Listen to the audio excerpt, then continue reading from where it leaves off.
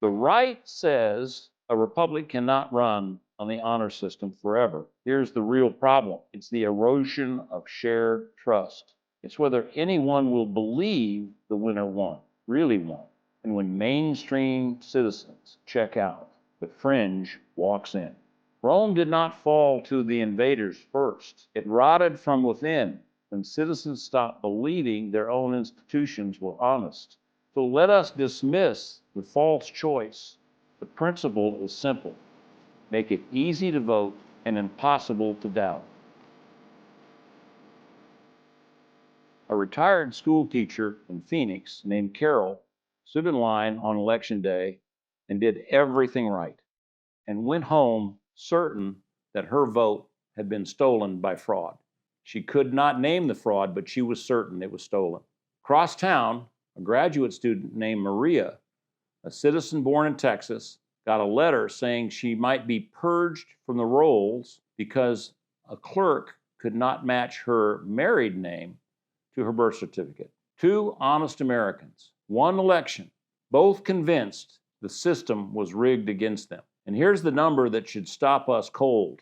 In 2024, only 57% of Americans said they were confident their votes would be counted accurately.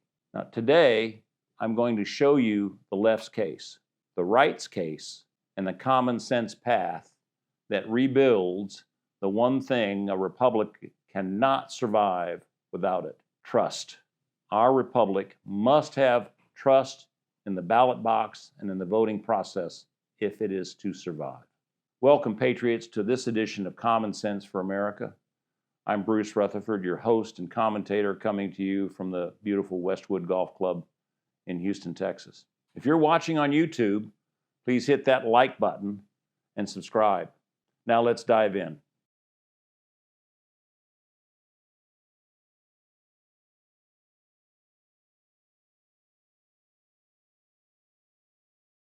Here is the progressive argument, and I want you to hear it fully. It's a strong argument. The left starts from a hard fact. Non-citizen voting is very rare. A Brenham Center study of the 2016 election found that suspected non-citizen votes were at 1/10,000th of 1% of ballots cast were probably cast by non-citizens. 40 of 42 jurisdictions found 0 non-citizens voting in their election. When Georgia audited its rolls in 2022, it could not identify a single non-citizen who voted. So the left asks, if the fraud barely exists, why build a wall of paperwork in front of the ballot box? I mean, their evidence is real. Millions of married women whose birth certificates carry a different name, rural citizens who are hours away from the records office where their birth certificates or other proof of citizenship might be found. Their solution is to fix the rare bad case after the fact, not to make 21 million Americans without a passport prove themselves twice. They see a cure aimed at a disease that is already nearly gone. Now, does that make sense to any of you? And here is the thing. They're not entirely wrong. Now, here's the conservative argument, and it deserves the same fair hearing. The right is not arguing that millions of non-citizens vote today. They are arguing about trust. As of 2026, only a handful of states require documentary proof of citizenship to register. In the rest of the country, you attest under penalty of law, and the system takes your word that you are a citizen entitled to vote. The right says a republic cannot run on the honor system forever because the day a single non-citizen vote is proven, every honest voter on the losing side stops believing the count. They point to Arizona, where about 35,000 voters sit on a federal-only list. This is a list of people who registered to vote without proving their U.S. citizenship. So they may not vote in federal elections according to the law, but in some states, they could vote in state and local elections. A gray zone that erodes faith on both sides, on both the left and the right. Their solution is simple. Conservative solution is simple. Prove you're a citizen once and never argue about it again. And here's the thing. They are not entirely wrong about this. Here's the real problem. It is not the left or the right. It's the erosion of shared trust. It's a tribalism thing that quietly tells each side to excuse cheating by its own team and succumb to the short-term incentives to win this election and win it now, instead of protecting the legitimacy of every election to come. Both sides are solving for different fears. The left is solving for the citizen wrongly turned away. The right is solving for the count nobody believes. So the standoff freezes both sides, and the real rot continues to spread underneath. The question is not who wins in November. It's whether anyone will believe the winner won, really won. So how do we get there? In 1993, the motor voter law made registration easy, and it was built on attestation. So you attest that you're a citizen of the United States. You swear you're a citizen. And for 30 years, that held because most Americans trusted the outcome even when their side lost. Then trust cracked. In 2016, one party screamed interference. And in 2020, one party screamed fraud. Now imagine you're a voter in either camp. Your side loses a close race. The media you trust tells you it was stolen. What do? Well, most reasonable people just drop out. They just stop showing up. They stop voting. And when mainstream citizens check out, the fringe walks in because a low trust, low turnout system is exactly the soft ground where extremists, socialists, communists, or fascists finally take root. Rome did not fall to the invaders first. It rotted from within when citizens stopped believing their own institutions were honest. And some of you might be thinking, proof of citizenship laws, they just suppress votes. But look at the handful of states that already require proof of citizenship. They still hold elections, and those elections come off without a hitch. The honest answer is that the design matters more than the slogan. A free birth certificate path and a cure period for name mismatches would protect Carol and Maria, who we mentioned at the top of this podcast.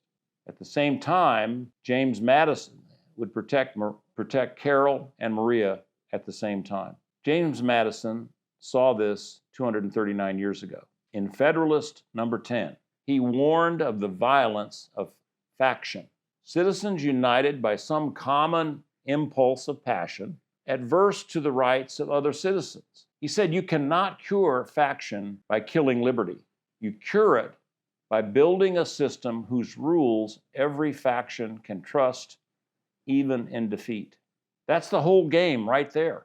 So let us dismiss the false choice. This was never access versus integrity. The citizen turned away and a fraudulent vote counted. They are the same wound.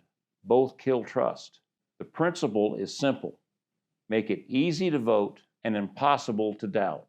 Here is the one concrete solution: a single national standard with 3 locked parts. Documentary proof of citizenship to register to vote, paired by a law providing a free, fast path to get your birth certificate or other proof of citizenship, and a mandatory cure period to answer any name mismatch so that no one is deleted, no real citizen is deleted from voting. It's not a 5-point wish list. It's one verifiable standard applied to everyone, the doors held open. I would add one more lock that closes an easy target before it can be used.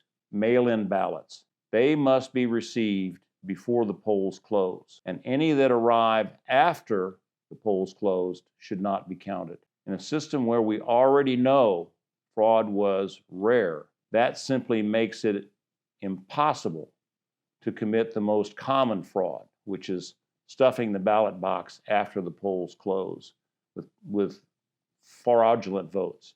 If we do not act on these changes, the cascade is logical. Trust will keep falling. Turnout will keep falling. the winners will govern over a country that does not believe they really won. And we cannot let the Republicans steal elections any more than we can let Democrats steal elections. Because a stolen election by your team poisons the well that you must drink from next. Here is your action. This is your action plan. Find out today whether your state requires proof of citizenship. 6 do, 44 do not.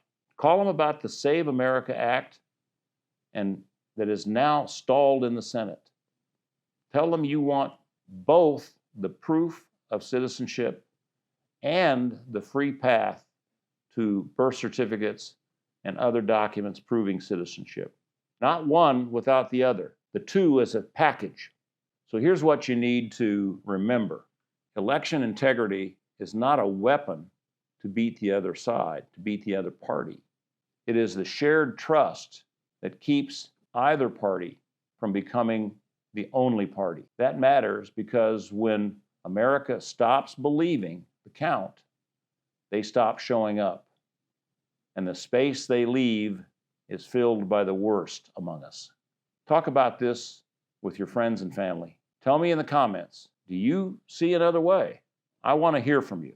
The next time, we're going to talk about immigration and the quiet question of who actually is casting the ballot. Until then, God bless you and yours, and God bless America.